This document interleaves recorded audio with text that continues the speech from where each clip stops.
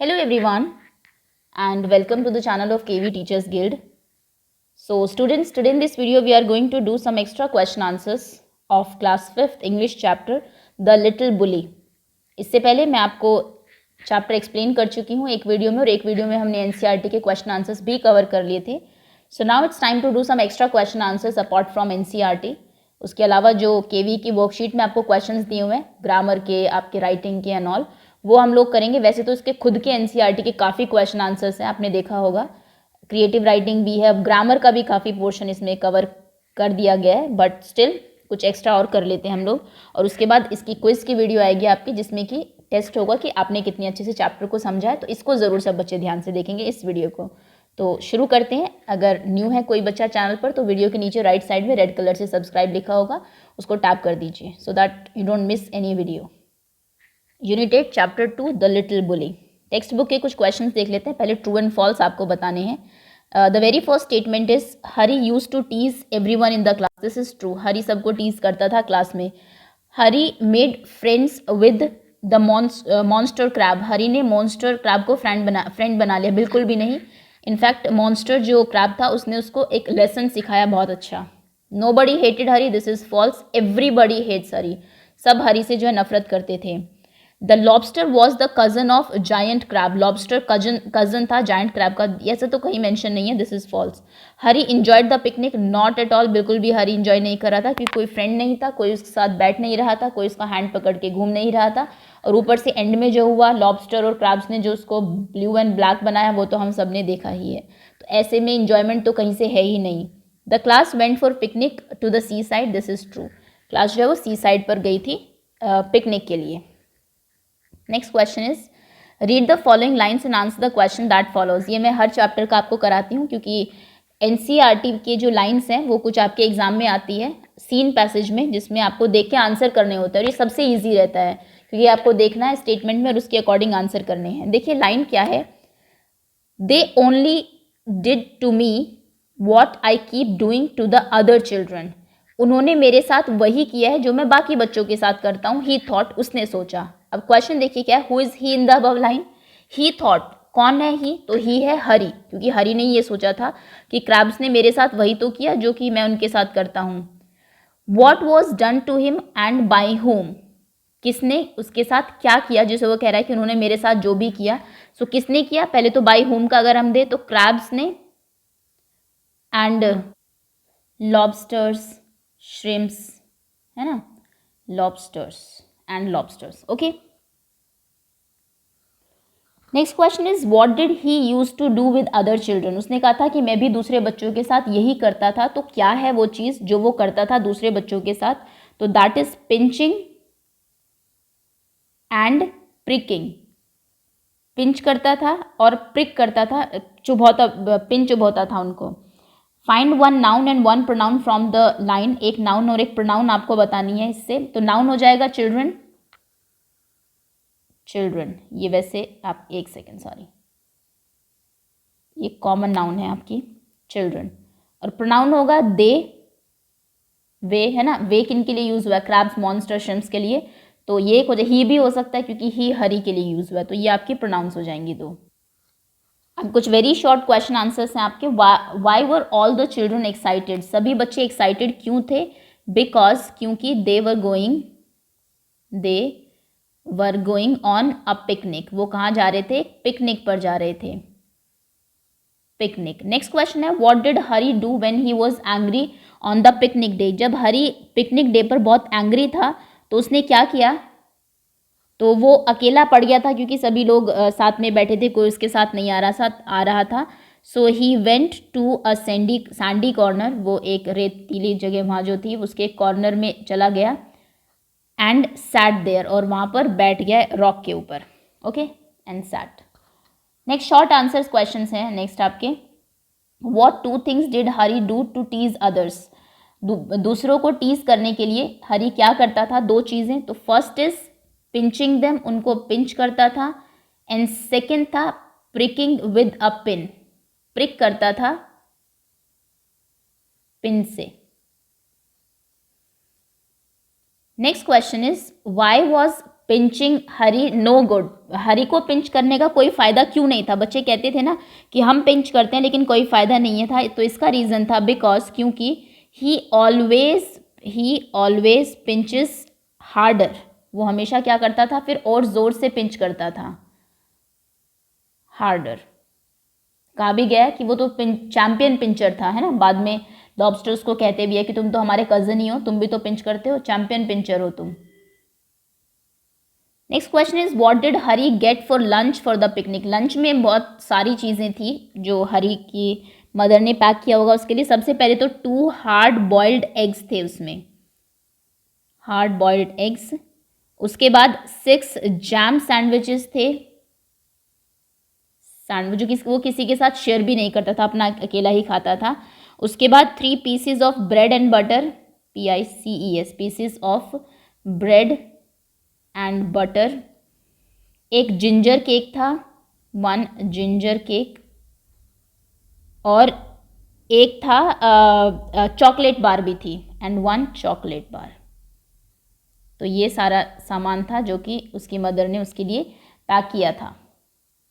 चलिए आगे आते हैं। Now choose the correct answer. Why all children hate Hari. सब बच्चे हरी को क्यों हेट करते थे? क्योंकि वो उनको पिंच करता था। नोबडी टुक हरीज हैंड। किसी बच्चे ने हरी का हाथ नहीं पकड़ा, कोई उसके पास भी नहीं गया। Nobody played with him. कोई उसके साथ खेला भी नहीं। This shows that Hari had. इससे क्या पता लगता है कि हरी का कोई भी फ्रेंड नहीं था। हरी हैड नो फ्रेंड। होगा भी कैसे जो बच्चा ऐसे सबको पिंच और प्रिक करता है। Next question is Hari was pinch till he was black and blue. Hari को तब तक उन्होंने पिंच किया जब तक वो ब्लैक और ब्लू नहीं हो गया। ब्लैक और ब्लू का क्या मतलब है? ब्लैक और ब्लू का मतलब है ब्रूजेज आ जाना बॉडी के ऊपर।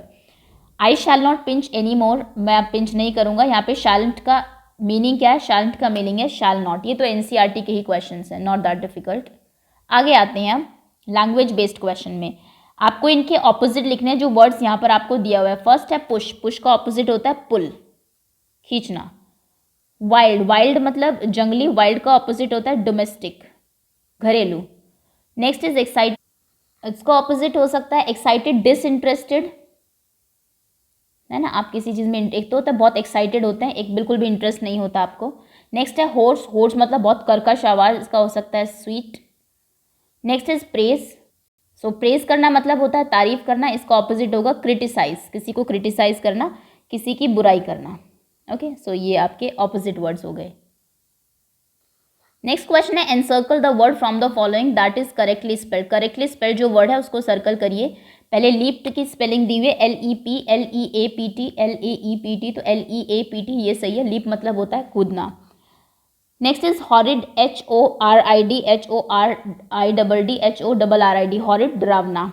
Next is pincer, PINCER, PINSER, PENCER, pincer. A correct है। Next stalk, STELK, STALK, STAK, तो STALK, stalk is the correct spelling. Next question is give the full form. Full form बतानी है। वुडेंट। वुडेंट की full form होती है will not. Weren't, इसकी होती है were not. Wouldn't, would not. Couldn't, could not, LD, not. Can't, can not. Don't, do not.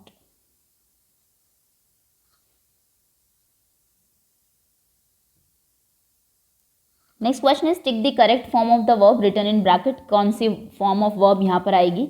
There is no news today, there are no news today. So there is no news today. The cattle are grazing in the field, या cattle is grazing in the field. The cattle are grazing in the field. Ram as well as Shyam is guilty, या Ram as well as Shyam are guilty. तो Ram as well as Shyam are guilty, both are guilty. Each of the boys has passed, have passed, has passed. इसकी मैं grammar की video बहुत जल्दी बनाने वाली हूँ। Has, have and all. Raman's friend has come to visit him, have come to visit him, तो has आएगा यहाँ पर। जो सिंगुलर नाउन होता है थर्ड पर्सन उसके में हैज़ आता है। प्लूरल या फिर फर्स्ट या सेकंड पर्सन में हैव आता है आपका। खैर ये अभी तो ग्रामर का पार्ट तो इतनी जल्दी होगा नहीं कि मैं यहाँ पे आपको सब समझा दूँ, बट हैज़ और हैव और SES ये वीडियोस मैं I will upload very soon. एक बार सिलेबस आपका ख़त्म हो जाए उसके बाद ग्रामर पर आएंगे हम लोग। नेक्स्ट एक ग्रामर का क्वेश्चन जो यहाँ से बन सकता है वो हो सकता है आपके आर्टिकल्स का, जो कि ए एंड द आपको बताए हुए हैं। तो देखिए ए और एन ये यूज़ होता है इनडेफिनिट के लिए, जहाँ पर किसी पर्टिकुलर चीज़ की बात नहीं हो रही होती। ए यूज होता है आपके कॉन्सोनेंट से पहले, ए ई आई ओ यू को छोड़ के सारे कॉन्सोनेंट्स होते हैं, और एन यूज होता है ए ई आई ओ यू की जहाँ पर साउंड आती है। साउंड की बात कर रही हूँ मैं, जैसे कि ऑनेस्ट है, क्योंकि अब क्वेश्चन आएगा आप कहेंगे ऑनेस्ट में एन क्यों लिखा मैम आपने, आगे जाके अगर कोई क्वेश्चन ऐसा आता है, जैसे he is a honest man नहीं आएगा, एन ऑनेस्ट मैन आएगा। क्यों? क्योंकि इसमें एच साइलेंट रहता है, आप इसे होनेस्ट तो नहीं कहते हैं ना, ओ की साउंड आती है, दैट इज़ वाई ओ के अकॉर्डिंग यहाँ पर एन लगता है। Okay, n r, h o u r, r होता है, अगर आपको उसके आगे ए या एन लगाना है तो आप अ आर नहीं बोल सकते, एन आर आप बोलेंगे, क्योंकि यहाँ पर आर की साउंड आ रही है, ओ यू आर, एच साइलेंट है। ओके, समझ में आया। लेकिन अगर आप हैन कहेंगे तो अ हैन ही कहेंगे, उसमें एन हैन नहीं कहेंगे, क्योंकि यहाँ पर एच की साउंड आ रही है, ऐसा नहीं है एन हम इसको बोल रहे हैं, हैन बोल रहे हैं ना। तो कहने का मतलब है जहाँ जो वर्ड्स की साउंड वॉवल्स वर्ड से स्टार्ट होती है, ए ई आई ओ यू से, उनके आगे एन आता है, और जहाँ पर ए वहाँ पर आता है आपका जो कॉन्सोनेंट्स होते हैं, और द जब ये एक डेफिनेट नाउन है, द जहाँ पर एक डेफिनेट चीज़ की बात हो रही हो। हरी वॉज, स्टार्ट करते हैं, कहाँ पर ए आएगा, कहाँ पर एन, कहाँ पर द। तो Hari was an unpopular boy, क्योंकि अनपॉपुलर यू से शुरू हो रहा है। The boys and girls went to a sea side for a picnic, या फिर द सी साइड, बॉयज और गर्ल्स एक सी साइड पर गए पिकनिक के लिए। इस सेंटेंस का कोई मतलब हो ही नहीं रहा, एक सी साइड क्या मतलब होता है, ये स्पेसिफिक होगा ना, कोई एक ही सी साइड पर जाएंगे तो यहाँ पर द सी साइड आएगा। He saw a big crab coming towards him, उसने देखा एक बड़ा क्रैब उसकी तरफ आ रहा था। I found an empty bottle, क्योंकि ई से शुरू हो रहा है, अगर होता बॉटल खाली तो अ बॉटल होता, एम्प्टी हो गया तो ई से शुरू हो गया, इसलिए एन एम्प्टी बॉटल आएगा। फ्लोटिंग इन द वाटर, मैंने एक एम्प्टी बॉटल देखी उस पर फ्लोट करते हुए। अब यहाँ पर एस से शुरू हो रहा है, अ sea creature at his food, एक सी क्रीचर्स ने उसका फूड खाया, एक ने तो नहीं खाया, क्रीचर्स यूज हुआ है वैसे भी, यहाँ पर प्लूरल हो तो द ही आएगा, फिर तो ए और एन का मतलब ही नहीं होता, वो सिर्फ सिंगुलर के लिए आते हैं। हीरा सेट ऑन, हीरा एक दीवार पर बैठ गई, या फिर सिर्फ दीवार पर बैठ गई, तो Hira sat on the wall, दीवार पे बैठ गई, किसी एक पे बैठी होगी। My mother gave me an apple, क्योंकि ए से शुरू हो रहा है apple. It's too hot in the summer, अब यहाँ पे आ का कोई मतलब है नहीं, एक गर्मी में बहुत हॉट होता है बाहर, एक गर्मी क्या होती है, गर्मी तो एक ही होती है ना, तो इसलिए यहाँ पर अ आएगा।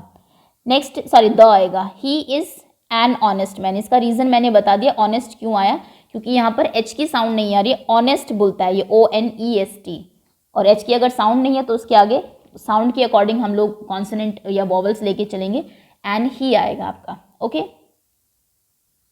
Next question is read the following sentences and underline adverb, sentences को पढ़िए और एडवर्ब को अंडरलाइन करिए। एडवर्ब होते हैं जो वर्ब के बारे में बताते हैं, जैसे अगर मैं कहूँ शी वॉक्ड, बात यहाँ पे भी खत्म हो सकती थी, वो चलती है, लेकिन स्लोली आ गया तो पता लग गया कि वो कैसे चलती है, वो स्लोली धीरे चलती है। तो वर्ड्स जो कि वर्ब को डिस्क्राइब करते हैं, जैसे कि जो नाउन या प्रोनाउन को डिस्क्राइब करते हैं, उन्हें हम एडजेक्टिव कहते हैं, है ना, कि कोई कैसा है, ऑनेस्ट है या फिर बुली है, तो ये वर्ब ये बताएंगे आपके नाउन या प्रोनाउन कैसी है, इन्हें एडजेक्टिव कहेंगे। लेकिन जो वर्ब को डिस्क्राइब करेंगे उसको हम एडवर्ब कहेंगे। तो यहाँ पर एडवर्ब क्या होगी आपकी, slowly. Okay, Nisha is driving her car, बात इतनी भी हो सकती थी निशा कार ड्राइव करती है, लेकिन कैसे ड्राइव करती है, केयरफुली ड्राइव करती है, तो यानी कि केयरफुली जो है ये एक्स्ट्रा मीनिंग ऐड कर रहा है आपकी वर्ब में, तो यानी कि ये क्या है आपका एडवर्ब है। Next is I spoke to her, मैंने उससे बात की recently. We should not drive fast, हमें तेज नहीं चलाना चाहिए। The children were extremely excited, बच्चे बहुत ज़्यादा एक्साइटेड थे अबाउट पिकनिक, पिकनिक के बारे में, तो यहाँ पर होगा एक्सट्रीमली। कैसे एक्साइटेड थे, बहुत ज़्यादा। Okay, so that's all students, ये थे हमारे कुछ एक्स्ट्रा क्वेश्चन आंसर्स जो कि मुझे लगता है इंपॉर्टेंट है, आपको पता होने चाहिए। Thank you so much for watching, और अब आप रेडी रहिएगा इसकी एक क्विज़ के लिए।